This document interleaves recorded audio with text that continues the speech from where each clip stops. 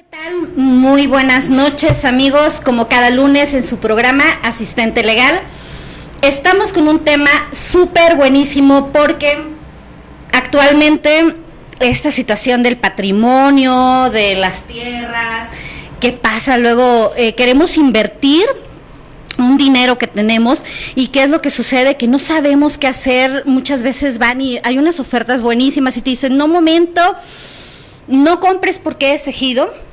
Entonces, ¿qué pasa? ¿Sí es cierto? ¿No es cierto? ¿Tenemos derechos? ¿No tenemos derechos? Y para ello tenemos un invitado de súper lujo y un muy buen amigo, el licenciado Jesús Ramírez Villa. Bienvenido, licenciado. Por favor, explíquenos a todo el auditorio, ¿qué es el ejido? Hola, licenciada. Muy buenas noches a todo el auditorio. Atendiendo tu primera pregunta, es bien importante, antes de darle respuesta concreta a ella, señalar que en nuestro país, en México, poco más del 50% de todas las tierras del territorio nacional comprende la propiedad social, que se refiere a ejidos y comunidades agrarias. Más del 50% es propiedad del territorio nacional y tiene aproximadamente en total, si hablamos de núcleos ejidales, son 32,000 núcleos ejidales en el territorio mexicano, con una población aproximadamente en el campo de estos sujetos de ejidatarios, avecindados, posesionarios de 5,5 millones aproximadamente. Entonces eso es un tema bien importante que la gente de la ciudad no lo toma en cuenta, no conoce mucho la zona rural. Cierto. Escucha que es un ejido, que hay ejidatarios y lo demás, pero no le da la importancia porque no tiene este antecedente de la propiedad. Y de manera muy general podemos decir que el ejido tiene dos connotaciones. Okay. Una es que es un núcleo de población, ya señalamos que se compone por sujetos agrarios. Un núcleo de población, una persona moral con personalidad jurídica y patrimonio propio reconocido constitucionalmente. Y la otra connotación se refiere al régimen de propiedad con fusión social, sí, que por supuesto reiteramos que está protegido constitucionalmente. Eso es un ejido. Aquí hablamos de algo muy muy importante y creo que nos despeja y nos genera muchas otras dudas. El aspecto de que decimos es una persona moral. El ejido es una persona moral. Es decir, si yo adquiero un documento y me dicen, te voy a vender esta fracción que pertenece al ejido, ¿quiere decir que yo no voy a ser dueño de eso, sino voy a ser el conjunto con todo el ejido? Bien. Muy buena tu pregunta, licenciada. Hablamos de persona moral porque el ejido se constituyeron a partir de decretos presidenciales que dotaban a un grupo de campesinos de tierras. Uh-huh. Esa es la figura de la persona moral, porque sus ejidatarios se integran en un órgano que es la asamblea, y determinadas decisiones que no tengan que ver con derechos individuales se tienen que someter a la aprobación de la asamblea, con sus ejidatarios en pleno goce de sus derechos vigentes. Pero sí, por supuesto que también cada ejidatario en lo individual tiene en goce el derecho a disfrutar de una parcela ejidal, y con ella, bueno, pues es el titular y puede disponer para venderla, puede disponer para celebrar contratos de asociación como a parcería, mediería, arrendamiento y otras cuestiones. O sea, por supuesto que hay derechos individuales que se tienen que precisar de manera muy clara en cada núcleo ejidal. Ok, entonces quiere decir que si yo adquiero una parcela o un lugar que me dicen, sí, pero es ejido, estoy comprando seguro, porque yo creo que muchas de las personas que nos hacen el favor de la audiencia tienen esa duda. Ya sabes que siempre hay de esas leyendas urbanas de no, hombre, no compres problemas, es ejido, no vas a tener ningún beneficio, al ratito van a aparecer otros por ahí con mejor derecho. ¿Eso es mentira? No podemos referir si sea mentira o sea verdad. Yo creo que lo que tenemos que tener muy claro es que en la propiedad de régimen ejidal, como en la propiedad privada, se deben de cumplir determinados requisitos. Y la invitación o la sugerencia para cualquier persona que esté interesada en comprar bienes de carácter ejidal, bueno, pues la sugerencia es que primero se asesoren, orienten cuáles son los requisitos que tienen que cumplir. Si usted va a adquirir una parcela ejidal, la ley agraria, que es la ley de carácter federal que rige la vida interna de todas las comunidades y ejidos, establece que como primer requisito debe de tener una calidad agraria de avecindado. Si tú no eres avecindado de ese núcleo de población, entonces cualquier compra que tú realices sin cumplir este primer requisito fundamental, entonces está fuera del contexto legal. Por eso es importante que antes de hacer una compra, pues busquen asesoría, se orienten, y todo se puede hacer siempre y cuando cumplamos con las disposiciones legales. Claro, bueno, entonces, ¿qué necesitamos saber? Es decir, si yo voy a comprar, ¿qué requisitos? ¿Cuáles son las disposiciones legales para que no me genere? Obviamente es muy general. Sé que cada caso en particular debe tener sus situaciones especiales. Sin embargo, ¿qué necesito para que realmente diga yo, bueno, estoy comprando con estos elementos, yo ya no voy a tener tanto problema? Lo primero que se tiene que hacer es verificar a quién le voy a comprar.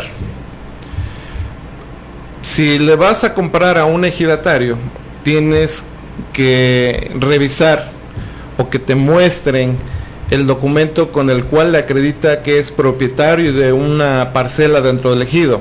Ese es el primer requisito. Si yo soy ejidatario, debo de contar con un certificado parcelario donde me señale cuál es la superficie que yo estoy disfrutando y dónde sería la parte que me están vendiendo. Es decir, que esté sumamente bien identificado. Desde luego, licenciada, debe estar muy bien identificado el bien inmueble, como el igual en el régimen de propiedad privada. Claro.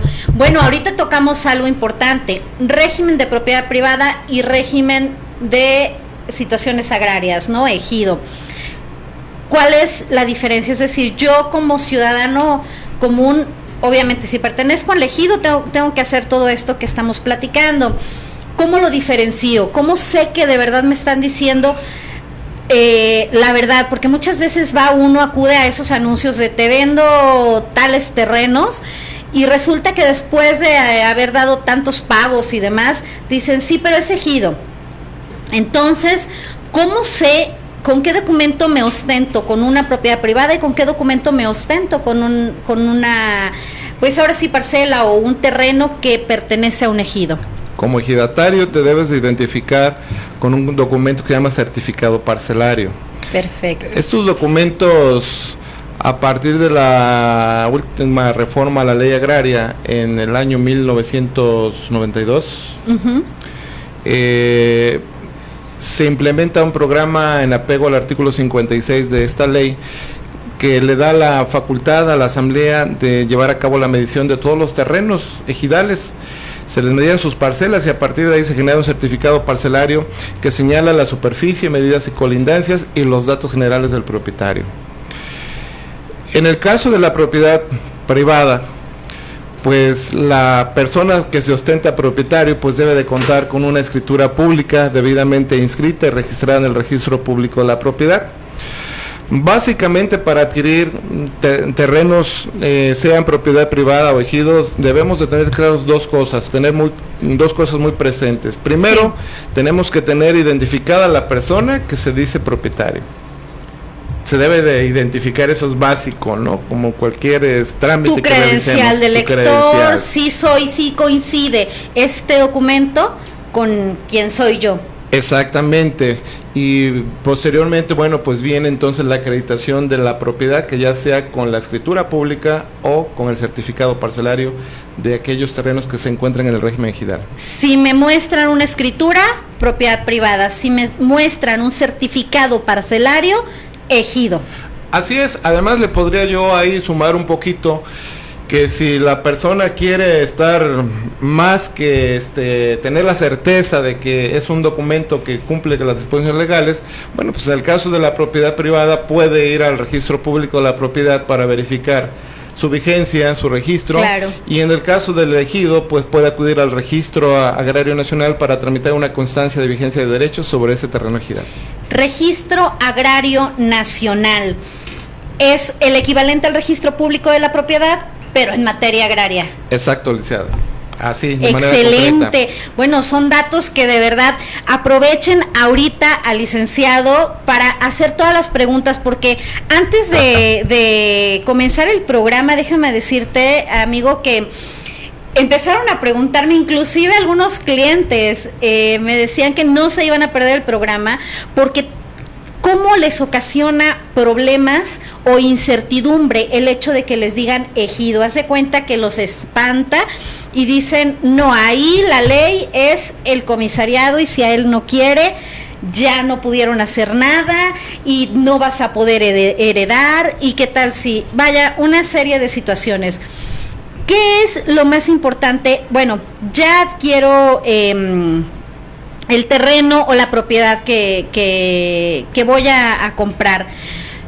¿Cuántas clases de propiedad puedo yo adquirir dentro de un ejido? Porque hemos leído que son, por ejemplo, solares, hemos leído que son para casa habitación, que son para siembra. Eso, ¿dónde puedo saber yo para qué es? O que uno solo tiene muchísimo espacio y ya construyó una casa y de ahí un terreno y de ahí un departamento y te vendo nada más la parte del patio. ¿Se puede fraccionar? Sí, todo lleva un procedimiento, o sea, te vas a fraccionar, pero debes de cumplir con cierta normatividad. Si es para fraccionamiento en materia de crear vivienda, pues tienes que cumplir con la Ley de Desarrollo Urbano y la Ley General de Asentamientos Humanos, debes de cumplir una normatividad, además de la ley básica que rige a las tierras del régimen ejidal, que es la ley agraria. Es el derecho agrario, la materia agraria es un tema muy amplio, es complicado. Quisiera explicarlo lo más resumido posible, porque creo que además el tiempo es bastante corto. Sí, es cierto. Pero tenemos entonces que tocar el tipo de tierras que existen en un ejido. Eso es súper importante porque muchos nombres y bueno, más o menos a los que estamos empapados en el asunto técnico del derecho, los ejidos y demás, bueno, ahí vamos, ¿no? Pero a las personas se les hace súper complicado y dicen, no hombre, ¿qué es esto? ¿Con qué se come? O sea que si yo ya soy avecindado y ya no soy ejidatario, ¿ya no tengo derechos? ¿Qué pasa con todo esto? ¿Qué hay con esa variedad, Lic? Mire, tenemos que hacer por ahí una división, bueno, no, tenemos que señalarla, no hacer, porque está en la misma ley agraria. Las tierras ejidales, por su destino, en la manera que las ocupan, se dividen en tierras parceladas, que es lo que estamos hablando de un certificado parcelario. Bien. Tierras de cultivo, de explotación agropecuaria. Tenemos las otras tierras que son de asentamiento humano. Las tierras de asentamiento humano es donde se ubica la zona de urbanización, donde se encuentran los solares urbanos, donde está la vivienda. Okay. Y tenemos otro tipo de tierra que es un área muy especial que no la tiene la mayoría de ejidos, pero que se llaman tierras de uso común. Esas tierras de uso común son tierras que son de todos y de ninguno dentro del ejido. Okay. Son tierras que les corresponde un porcentaje, y sobre ese porcentaje es el derecho que tienen los ejidatarios a ocuparla, pero de manera temporal, tienen derecho al usufructo. Si este año el ciclo, la asamblea establece que es para cultivar maíz, bueno, pues cultivas este año maíz, pero al otro la asamblea puede determinar dónde te va a establecer. Quiere decir que no es definitivo estar en el uso común. La asamblea puede estarte moviendo. Entonces estamos hablando de tres tipos de tierras. Y en cuanto a la calidad de los sujetos agrarios, pues también hablamos de tres tipos de figuras jurídicas. Hablamos del ejidatario, que fue el primero que hemos estado mencionando. Hablamos del avecindado y hablamos de posesionarios. Wow, un hombre, pues esto está muy muy interesante. Por favor, hagan sus preguntas. Por lo mientras voy a mandar unos saludos agradeciendo a todos su asistencia al programa.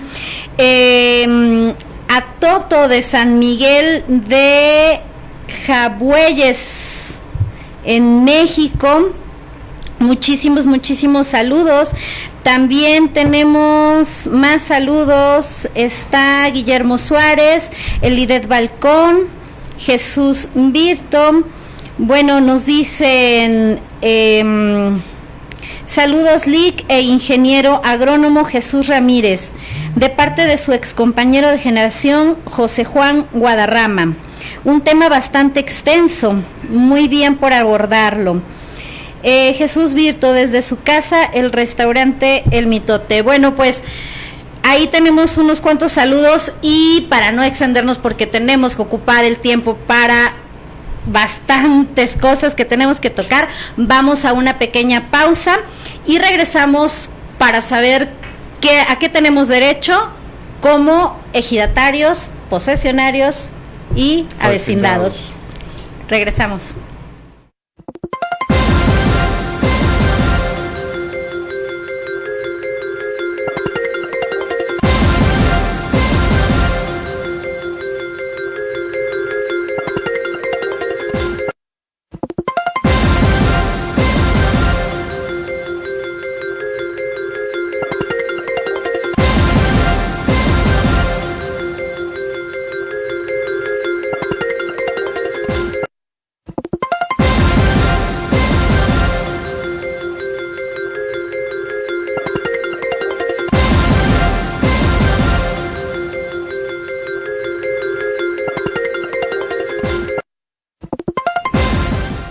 Bueno, pues continuamos con este tema súper interesante acerca de los ejidos, los derechos de los ejidatarios y los derechos en general. Hablábamos de 3 clases o 3 tipos de personas que pueden pertenecer a un ejido. Hablábamos de los avecindados, de los posesionarios y de los ejidatarios. ¿Cuál es la diferencia básica en cuanto a derechos? Yo como ejidatario, ¿a qué tengo derecho? Como avecindado, ¿a qué tengo derecho? ¿Y por qué hay esa diferencia y como posesionario? Muy bien, licenciada. El ejidatario es la esencia misma, la figura jurídica con el cual se crean los ejidos desde los años 1928 aproximadamente. Okay. O sea, es la esencia de la figura. Son los que inician, por decirlo así. Son los que inician, son a los que es campesinos o poblaciones que se dotaron de tierras para trabajarlas. Pues si hacemos un poquito de historia, recordaremos que la Revolución Mexicana inicia porque eran aproximadamente 80, 90 familias las dueñas de todo el territorio nacional. Cierto. Entonces viene la lucha de la revolución, se logra el reparto agrario y se les entregan tierras a los campesinos para que las trabajen junto con sus familias. Esa es la esencia de la ley agraria. Es decir, nos juntamos todos para, en lugar de cosechar poquito cada quien, nos juntamos todos y cosechamos bastante todos, ¿no? Era para el trabajo de la tierra con sus manos y para el sustento. Con el pasar del tiempo, bueno, pues empiezan a crecer las poblaciones, ¿no? Las manchas urbanas. Las manchas urbanas. Y ahí, aparte de que los ejidatarios, por supuesto, se multiplicaban porque tenían familia, entonces les iban dando sus pedacitos de terreno a los hijos, a los nietos, donde establecieran su casita, sus casas, pero también les iban dando algunos pedacitos de terreno para que los explotaran, también para trabajar la tierra. Pero esa figura de los que les daban terreno para trabajar la tierra ya no eran ejidatarios, por supuesto. Entonces, con el pasar de los... ya no eran los que comenzaron, ya te habían heredado, por decirlo así. No tenían la figura de ejidatarios, que era la figura reconocida legalmente en la Ley Federal de Reforma Agraria.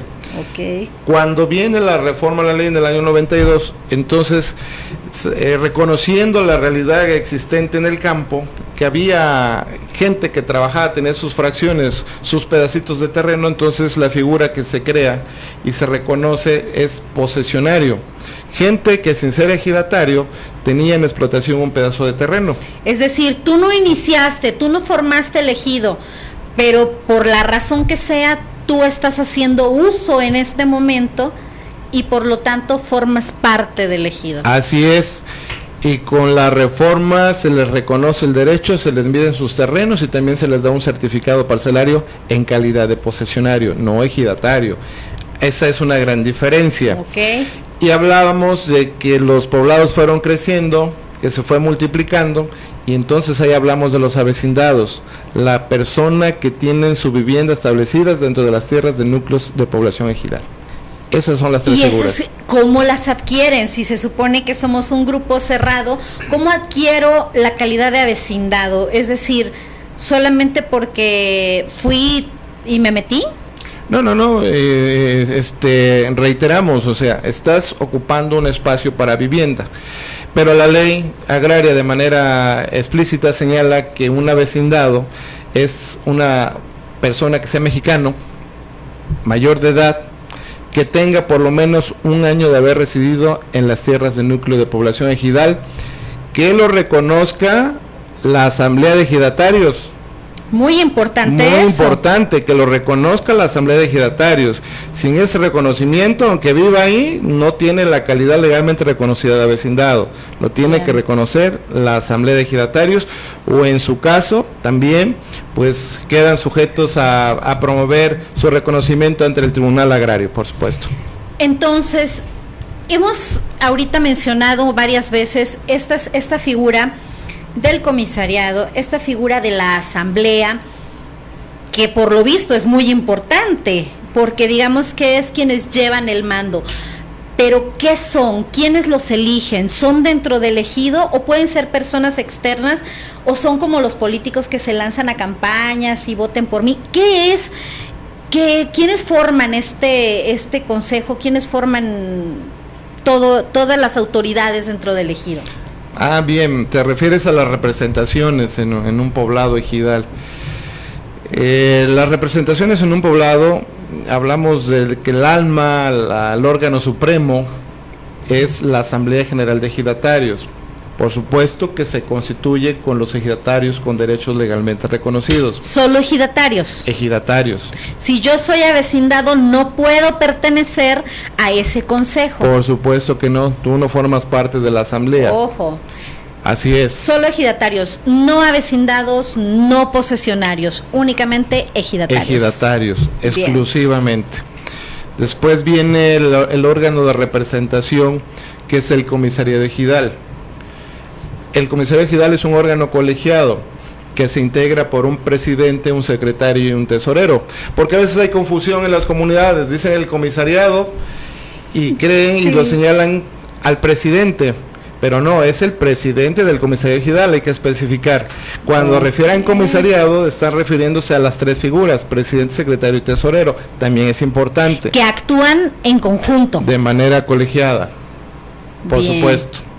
Y el otro órgano finalmente pues es un órgano que se llama órgano Consejo de Vigilancia, que tiene unas funciones muy específicas, pero para no alargarnos tanto, bueno, pues Consejo de Vigilancia vigila las funciones, el desempeño del comisario ejidal y todas las cuestiones relacionadas con el campo. Vigilando para que no vayas a hacer de las tuyas tú. Exacto, ¿no? Que nos representas a todos. Es un órgano de control y vigilancia. Oye, están lloviendo las preguntas, si es que no logramos resolver todas, bueno, te pueden contactar después, ¿verdad? Sí, o a través de aquí nos vamos a meter.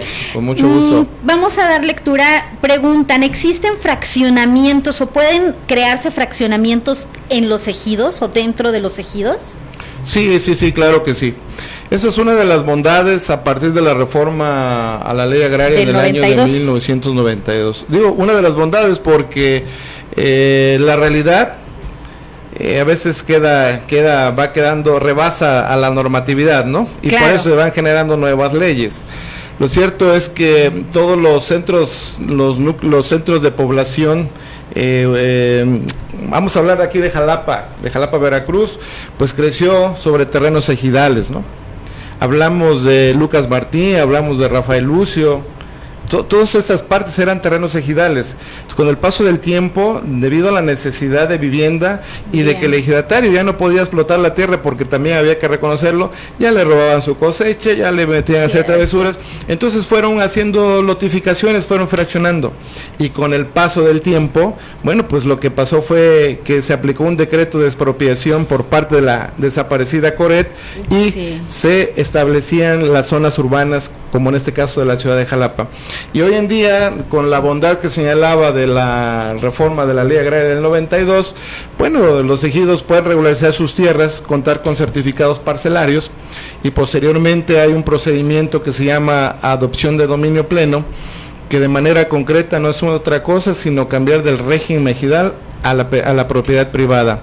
Y a partir de que cambian a la propiedad privada, entonces, siguiendo la normatividad en materia de asentamientos humanos y desarrollo urbano, pues pueden llevar a cabo los fraccionamientos también conforme a la ley. Pero ese es el paso a seguir.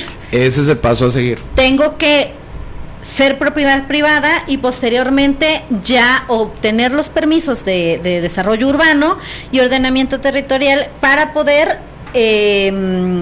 realizar el fraccionamiento, ¿no? Exacto, la ley agraria maneja que los núcleos de población ejidales podrán beneficiarse de la urbanización de sus tierras, pues que estén en áreas propicias para esto, ¿no? Así que tranquilos, si compran ejido y la mayoría quiere cambiar de régimen, bueno, pues el ejido puede cambiar a propiedad privada y viceversa, ¿no? Una propiedad privada también puede conformarse como un ejido, es decir, vamos a suponer que, tengo entendido que para los ejidos hay muchos programas de beneficio para siembra, para muchas cosas. ¿También se puede que varias personas tengan su propiedad privada y quieran formar un ejido?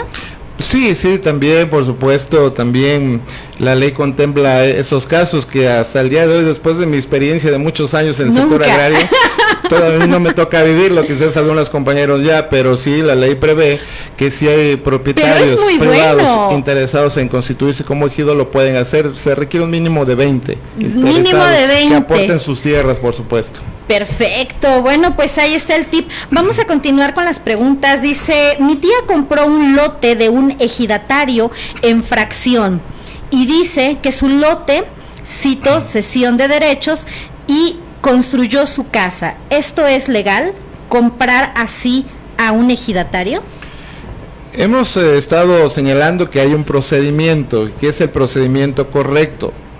Si los compañeros, amigos ejidatarios llevan a cabo un fraccionamiento, mínimamente su proyecto debe de estar respetando las disposiciones en materia de desarrollo urbano. Claro. De ahí no se pueden salir.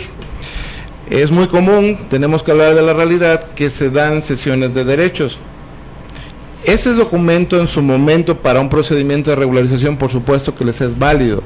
El reglamento de la ley agraria en materia de certificación contempla las cesiones de derechos para que alguien se pueda regularizar dentro de su lote. Pero de momento están volando. Por el momento están volando, por eso la recomendación es que sigan el procedimiento de certificar las tierras, de regularizar y posteriormente hagan todos los trámites correspondientes a desarrollo urbano. Perfecto, bueno, pues ahí Josefina García, tienes tu respuesta. Fernando Gómez dice, para que yo pueda hacer un fraccionamiento en un terreno ejidal, ¿necesito permiso entonces del comisariado ejidal? Pues es la autoridad, ¿no? Es la autoridad interna, pero por supuesto que se necesita ahí la aprobación, pero sobre todo que tenga un certificado parcelario, que esté considerado entre los planes de desarrollo urbano y por supuesto que cumpla con el procedimiento de regularización en materia de asentamientos humanos. Ojo, no nos brinquemos los pasos, si conlleva todos los pasos bien, quiere decir, bien, compramos a lo seguro. Si ya se están brincando y preventa y que mira por lo mientras en lo que se lleva a cabo, entonces ahí ya tenemos un problema. ¿Por qué? Porque ya no estamos certeros. Preguntan también, licenciado, ¿hay un mínimo de superficie de tierra para un ejido, para una persona? Un mínimo de superficie de tierra para tener una parcela, quiero entender. Sí, yo te veo, es decir, dentro de un ejido, ¿hay un mínimo de superficie para una persona? Bueno, los ejidos, después de la regularización de las tierras, hablamos de parcelas que a veces tienen hasta 300 metros porque no era una zona urbana propiamente, era un terreno aislado y como no lo podían medir como solar, lo midieron como una pequeña parcelita, ¿no? Cuando en la realidad la función que está cumpliendo es otra, ¿no? Ok, entonces sí se puede, pero va a depender mucho de la historia, como de cada ejido, ¿no? Exacto, de la ubicación, el desarrollo que haya tenido, y de ahí se deben de definir y destinar las tierras ejidales a las parcelas, al asentamiento humano o a las tierras de uso común. Bien, tenemos otra pregunta. ¿Cuál es el estado legal actual de los ejidos en el estado de Veracruz? El estado legal actual. Legal, no los hechos, porque estamos hablando de que una cosa son los hechos y otra cosa son la ley. Digo, para que nos vayamos relajando, todo aquí es conforme a la ley. Al inicio empecé por ahí diciéndoles un poquito de antecedente de la importancia de lo que es el derecho agrario con la superficie nacional, pero no había mencionado la superficie del estado de Veracruz. En el estado de Veracruz tenemos algo así, una superficie en hectáreas, como 7 millones de hectáreas de terrenos de producción. Y el caso de los ejidos son casi 3 millones de superficie de los ejidos y comunidades agrarias, es decir, tenemos como el 40% de propiedad social.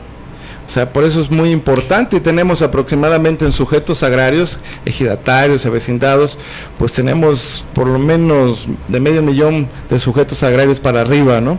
Entonces, esa es el dato técnico, la estadística.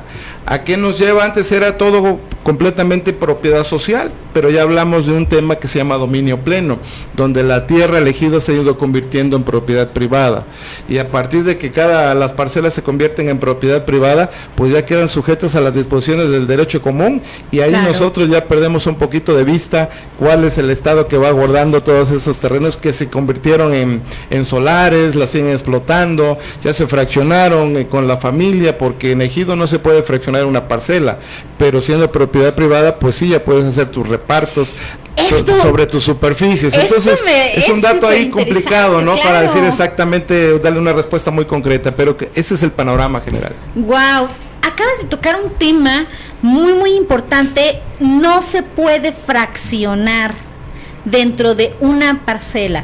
Es decir, si yo, por lo general uno adquiere su terrenito porque quiero heredar, porque quiero dejarle a mis hijos o vivir tranquilo posteriormente, pero no falta la persona que tiene 2, 3 hijos y diga, bueno, pues de mi terrenito, que es lo que he hecho en mi vida, quiero dejarle a los 3 un pedacito. ¿Se puede? Por supuesto, solamente tienen que llevar a cabo el procedimiento de dominio pleno. Pero como ejido no. Como ejido no. Ojo. Ahí en el caso del ejido solamente se le puede dejar a una sola persona su parcela. Solo en el caso de que el ejidatario sea beneficiario, tenga en disfrute 2 o 3 parcelas, bueno, pues la 1 se la dejará a su hijo Pedro, la B a su hijo Juan y la C a su hijo Casimiro, ¿no? Pero son casos muy especiales que hay que revisar a detalle, o sea, no está fácil. Claro, porque además pues, no puedes tener más de cuántas parcelas dentro de un ejido. Puedes tener muchas parcelas dentro de un ejido tú como ejidatario, siempre y cuando no rebases el 5% del total de la superficie dotada al ejido. Ojo. Eso hay que checar las superficies. Hay que checar las superficies, desde luego. Y esto es un punto que ha traído una de controversias y jalones y desgreñes en todas, yo creo que en muchas familias, y más hablando de tan grande de tan grande que conforma el porcentaje de ejidos. No se puede heredar más que a una persona una parcela. ¿Y qué pasa? No es como la propiedad privada, que la esposa se lleva el 50% y de ahí los hijos. ¿Cómo se hereda en materia agraria, en materia del ejido? Si te podrás dar cuenta, licenciada, bueno, estamos hablando de todo y son muchos temas. Ahorita acabas de tocar ya más específicamente el tema de la sucesión agraria. Es que son los que me estuvieron bombardeando. Si está el licenciado, pregúntale, por favor. Es un tema muy amplio, la sucesión agraria. A la fecha, actualmente la ley contempla que la sucesión agraria es para uno, nada más. Uno puede heredar el derecho ejidal. El ejidatario puede hacer su lista de sucesión y la ley dice que podrás señalar a la cónyuge, a la concubina, a los hijos, los papás, que vendría equivaliendo al testamento. Es un testamento agrario, pero solamente en esa lista de sucesión puede heredar el que está en el número 1. Si no existe cónyuge, si no existe concubina y hay hijos, la ley señala que si son más de dos, tienen que ponerse de acuerdo quién de entre ellos va a heredar el derecho ejidal. Y si no hay acuerdo, entonces el Tribunal Agrario puede vender los derechos en una subasta pública y se les reparten partes iguales, pero no se fracciona la tierra. Bien, es decir, la tierra no se fracciona, la subasto y ese dinero, ahora sí, repártanselo. Exacto. Pero ya aquí ya no pertenecen. Exacto. Ahora, ¿qué pasa si quién tiene prioridad? ¿La esposa, el hijo, la hija, el grande? Vamos a suponer que no hubo listado. O sea, que no hizo testamento. Que no hizo testamento, por decirlo así, que en materia agraria se llama listado de sucesores. Lista de ejidata, de sucesores. Exacto. ¿Qué pasa si no hubo eso? Hay un derecho de preferencia que se contempla ahí en el artículo 18. En el número 1 está la cónyuge. Bien.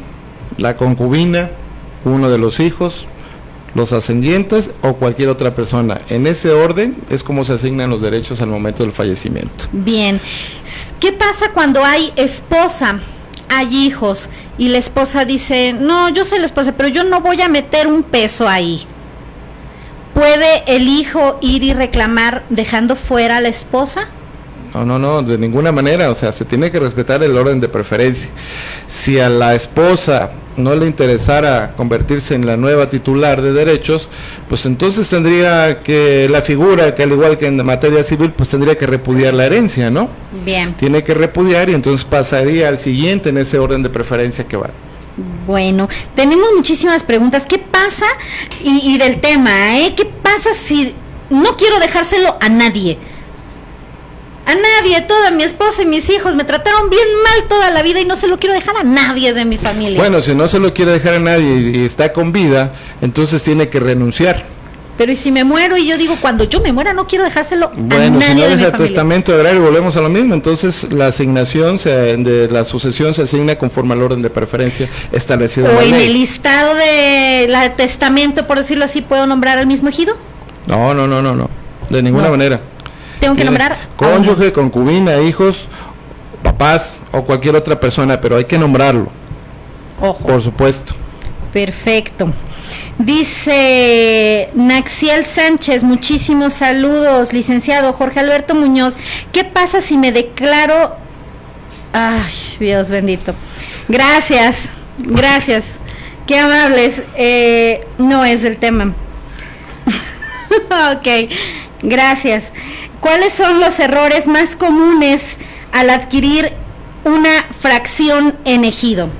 Los errores más comunes, pues es que no verifican quién es personalidad. Quién es la persona, el propietario y que se identifique plenamente. Eso es lo más común, que venden a nombre de otras personas o venden como si fuera de ellos y ahí se han presentado muchos casos de engaños o fraudes, ¿no? Bien, dice, si hay concubina y esposa, bueno, el concubinato no se acredita si hay esposa, ¿cierto? Cierto. Entonces ahí dice, y la concubina es madre de los 3 hijos, bueno, pues la concubina no tiene derechos, ya los hijos entrarán. Como anécdota nada más para responder y les quede más claro, en la vida profesional me ha tocado ver que hay separación de los esposos, nunca se divorciaron, después de 30 años hizo otra vida, aparece la esposa con la que nunca se divorció y se le adjudica el derecho porque así lo señala la ley. Como ya habíamos platicado. Entonces imagínense, ¿no? Por claro, eso que se tiene que divorciar. Ojo, por favor, el estado civil, matrimonio, divorcio, no es un juego. Y bueno, pues yo creo que siguen las preguntas, les agradezco muchísimo, pero hay que darle las gracias al licenciado por estar aquí con nosotros compartiendo todos sus conocimientos y que además son bastantes. Licenciado, muchísimas gracias. Amigo, te tenemos que volver a tener aquí porque este tema es enorme, por favor, ¿nos harías el honor? Muy amplio la materia agraria. No, les agradezco su invitación y por supuesto estaremos nuevamente atentos a su llamado. Bueno, no me queda más que mandar un saludo enorme hasta Ciudad de México a, pues Guillermo Suárez, y a todos los que nos hacen el favor de su asistencia a través de www.Revista Sin Recreo. Denle un like para que les avisen cuando está el programa en vivo. Y pues nos vemos dentro de 8 días con otro tema súper interesante. Hasta luego.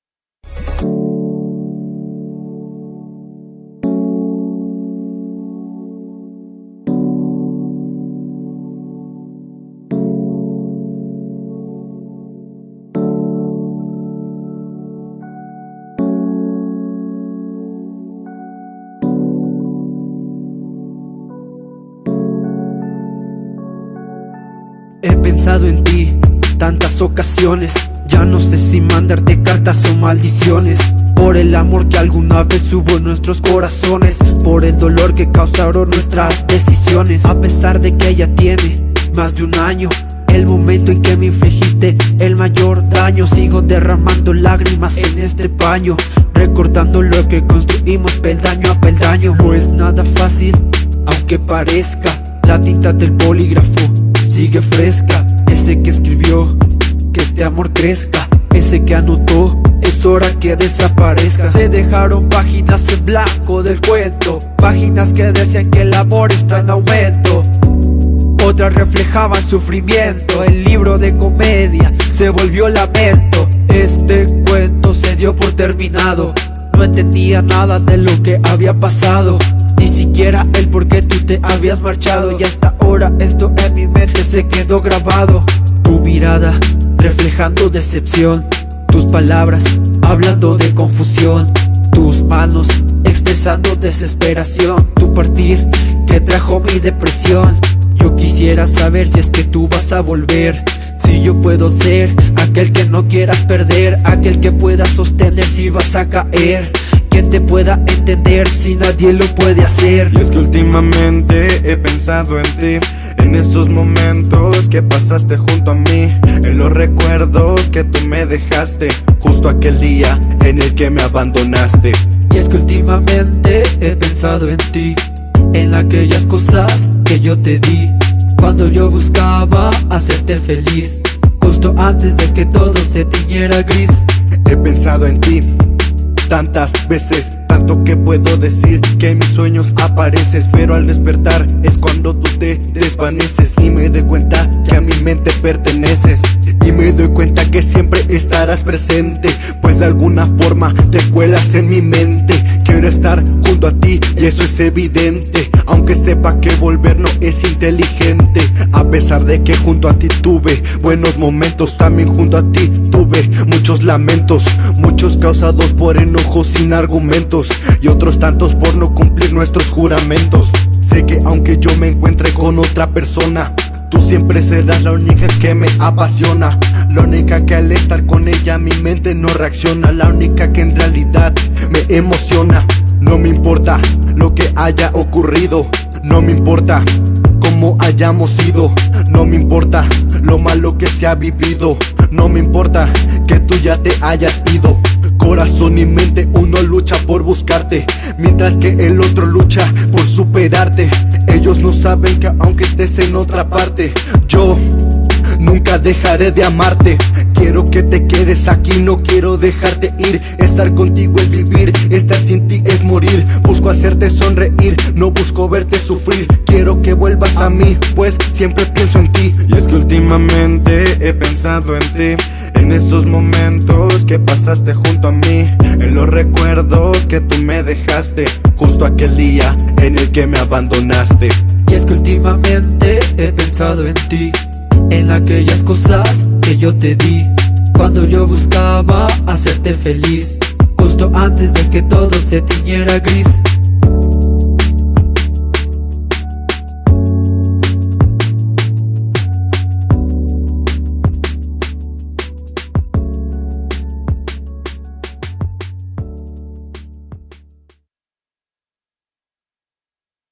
La mayoría hasta sacaban sus botes de agua o cubetas fuera de sus departamentos o casas, cuando aprovechando la lluvia, la misma lluvia, para poder obtener el agua, porque a veces habían días en donde no teníamos definitivamente nada de agua.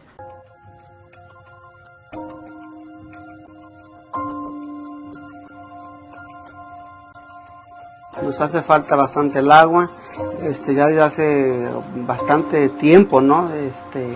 Meses, o años más bien, que no tenemos agua. Como 10 años que estamos con ese problema. Traer el agua de diferentes partes, del pozo, o a veces contratar pipas, definitivamente es triste y aparte nos deja como una enseñanza. Nosotros como familia, en lo personal hasta mis hijos aprendieron a cuidar el agua.